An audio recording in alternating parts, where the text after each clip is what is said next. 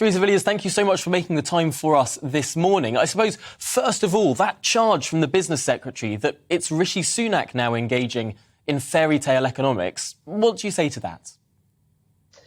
He's always been clear that he wants to reduce taxes in an affordable and sustainable way. And the change that's happened now is that we now know that it's likely that the energy cap could see bills rise by £3,000 to £3,000. And in those circumstances, Rishi has advocated further action on tax and on VAT on domestic energy bills. That's in line with the package that he's already overseen as Chancellor to help people with domestic energy bills. But now we know that the prices are being driven up still further. It's right to intervene further with a tax cut, but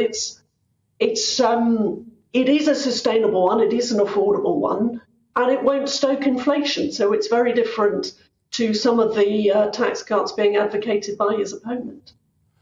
I wonder if the argument is it won't stoke inflation. Why wasn't this something that was brought up earlier in the campaign? Because, of course, Rishi Sunak's whole shtick throughout the last few weeks has been he doesn't want to cut taxes. He doesn't want to abandon the fiscal consolidation that is going on right now in the Treasury until inflation has been brought under control. But now it seems that the opposite is the truth, that energy price inflation is going up, and therefore now's the time for a tax cut. That's not a correct characterisation of what Rishi's been saying. He said he wants to see taxes come down. He's just insistent that that can only be done in a way which doesn't stoke inflation or add excessively to borrowing. And he is stepping in light of the increase in energy bills, which is now expected in October, to give people further help. It's consistent with the approach he's taken in government with a £37 billion package to help people with rising household bills. It is simply not the same as billions of pounds worth of unfunded tax cuts, which I believe from his opponent might lead to additional problems with inflation and interest rates.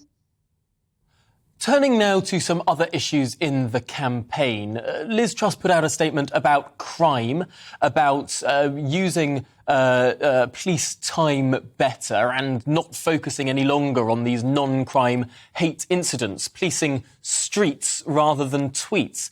What's Rishi Sunak's idea on crime? He put out a statement last night responding to that claim from Liz Truss. Well, he's got a very strong focus on delivering the additional police officers, the 20,000 additional police officers, which his management of our economy and our public finances makes possible. And also, he certainly believes that those police officers should be focused on, deterring crime and certainly not policing non-criminal incidents on the internet. I think, to be honest, there is some common ground between the candidates on this, as you would expect, since they're both striving to be leader of the same party.